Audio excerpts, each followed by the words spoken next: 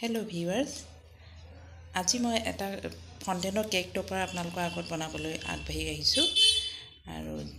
cake topper এটো sugar পেষ্টে বনোৱা হ'ব যেটো ইডিবল থাকে খাব পৰা আৰু ফন্ডেনৰ কেক কাস্টমাইজ কেকবোৰত আজিকালি এই কেক টপাৰবোৰ ইউজ কৰা হয় ব্যৱহাৰ কৰা হয় আৰু যিবোৰ মানে থিম কেক বুলি কোৱা হয় সেই কেক টপাৰ এটা বনাবলৈ মই আজি আগবাঢ়ি আহিছো আপোনালোকৰ আগত আপোনালোকক দেখুৱাম আৰু কেনে পালে জনাব আৰু বলক আমি কেক টপাৰটো বনাওঁগে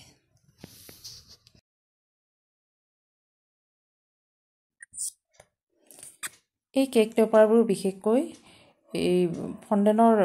টপাৰ হিচাপে ব্যৱহাৰ কৰা হয় আৰু ভিডিওটো মাজেৰে মই আপোনালোকক সকলো কথা ষ্টেপ বাই ষ্টেপ দেখুৱাই যাম প্ৰথমে মই এই কেক এখন ৰঙা ফন্ডেন বেলি লৈছো আৰু কুকি কাটাৰ দি মই গোল গোলকৈ কাটি লৈছো ফন্ডেনখন আৰু বেছি পাতলও কৰিব নালাগে ডাঠো কৰিব নালাগে তাৰপিছত এটা এটাকৈ মই উলিয়াই আনিছো কাটাৰৰ পিচবোৰ প্ৰথমে উলিয়াই আনি মই এটো মই ৰেডিমেড ফন্ডেন ব্যৱহাৰ কৰিছো আৰু পিচবোৰ উলিয়াই আনি মই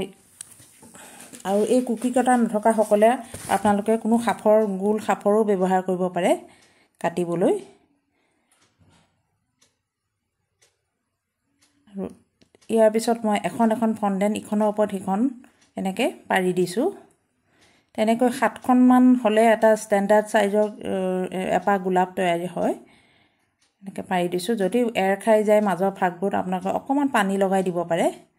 এতিয়া মই এডাল টুথপিক ব্যৱহাৰ কৰি মাজতে সমানে দুভাগ কৰিছো দুভাগ কৰি এটা ভাঁজ দি ললো এতিয়া লাহে লাহে মই ফন্ডেনৰ টুকুৰাবোৰ এটা মূৰপা গোলকৈ ৰাউন্ড কৰি ৰোল কৰি লাহে লাহে ৰোল কৰি আহিম আৰু টুথপিক ডালে এনেকৈ হেচি দিলে ফন্ডেনখিনি ইটোৰ লগত হিটো ভালকৈ লাগি যায় এতিয়া গোল এই ৰাউন্ডটো মই এখন কটাৰী দি ৰাউন্ডটো মই কটাৰী এখনেৰে সমানে দুভাগ কৰি মাজতে কাটি লম কাটি লৈ ফুলপাহৰ মাজ তলৰ পাৰ্টটো অকমান মই জুঙা কৰি উলিয়াই দিম আৰু পাহিবোৰ গোলাপ পাহৰ পাহিবোৰ অকনকৈ মই মেলি দিম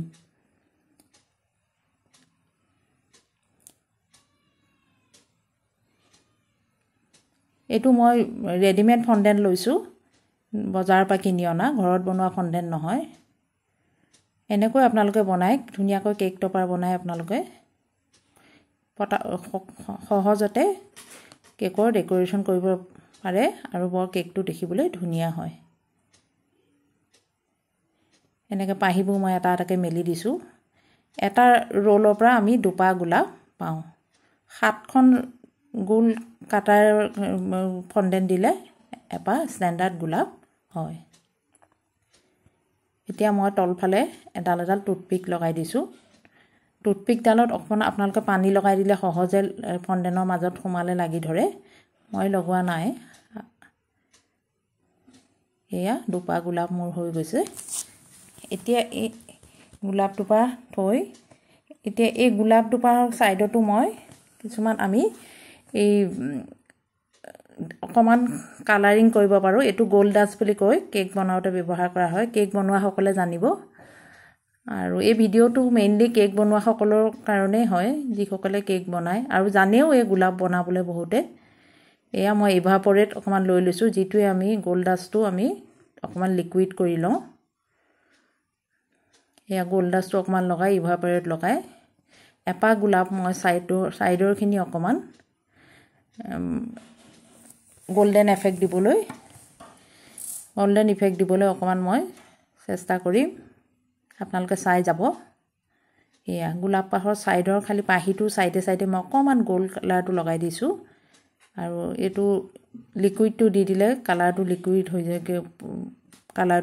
হৈ যায় এনে এটো পাউডাৰ কালাৰ এয়া লাহে লাহে মই অকনকৈ লগাই দিছো আৰু এই টপাৰবোৰ চাই আপোনালোকে নিজেও কেকত বনাই থলো আপোনালোকে কেকৰ অৰ্ডাৰ আহিলে হঠাৎ পটককে আপোনালোকে ফুল লগাই পিনে আপোনালোকে কেকটো সোনকালে ডেলিভাৰি দিব পাৰিব এয়া আৰু এনেকৈ বনাই আপোনালোকে থৈও দিব পাৰে ৰ'জ দেখাত বৰ ধুনীয়া হয়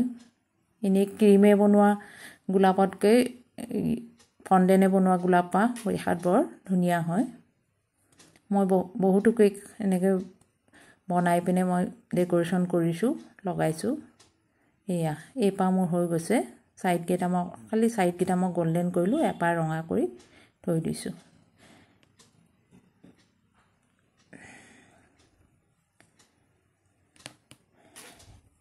এতিয়া মই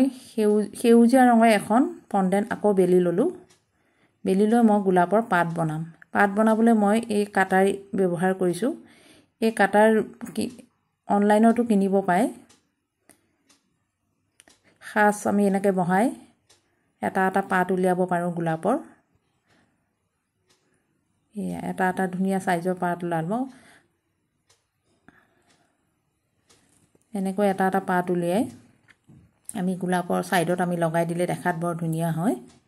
কেকটো বৰ শুৱনি হয় দেখিবলৈ এয়া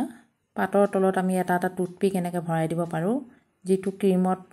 কেকটোত আমি খুচি পিনে গোলাপৰ সাইডত এনেকৈ লগাই দিব পাৰোঁ এয়া পাতবোৰত মই এটাকে টুথপিক লগাই দিছোঁ টুথপিক লগাই দিলে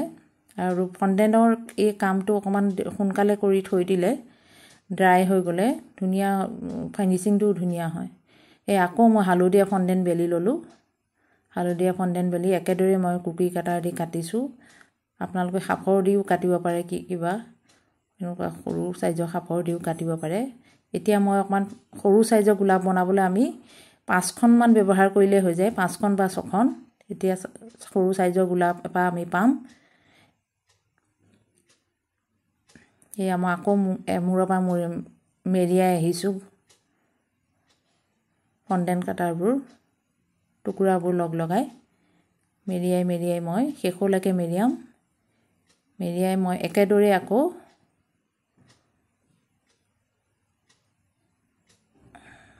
পানী লগাই ল'লে মাজত টুথপিকৰ ভাঁজটো নিদিলেও হয় এই মই পাহিবোৰ মেলি দিছোঁ মেলি মই প্ৰতিটো পাহি ধুনীয়াকৈ মেলি দিলে ফণ্ডেনটো ড্ৰাই হৈ গ'লে পাহিবোৰ ষ্টেবল হৈ যায় দেখিবলৈ ধুনীয়া হয় এনেকৈ আপোনালোকে ৰং বিৰঙৰ গোলাপ বনাব পাৰে মই হালধীয়া ৰঙা বনাই দেখালোঁ নীলা বনাব পাৰে পিংক কালাৰ গুলপীয়া ৰঙৰ বনাব পাৰে আপোনালোকৰ পছন্দ মতে বনাব পাৰে কেকৰ ৰং অনুযায়ী বনাব পাৰে গোলাপ ফণ্ডেন লৈ এনেকৈ মই পাহিবোৰ এপাৰহো মেলি দিছোঁ দুইপাহ গোলাপ মোৰ হালধীয়া দুপাহ বনালোঁ আৰু খুব সহজ বনাবলৈ আৰু যিকোনো সকলোৱে বনাব পাৰিব আৰু জানেই বনাব মই তথাপিতো আপোনালোকৰ আগত ভিডিঅ' এটা দিছোঁ নজনাসকলৰ বাবে নতুন কেক বনোৱা সকলৰ বাবে এয়া দুপাহ গোলাপ মোৰ হৈ গৈছে এয়া মোৰ ফাইনেল লুক কেনে পালে জনাব ভিডিঅ'টো লাইক শ্বেয়াৰ আৰু সাবস্ক্ৰাইব কৰিব বুলি আশা থাকিল এইটো মোৰ প্ৰথম ভিডিঅ' এয়া মোৰ কেকৰ কাম গোলাপ দিয়া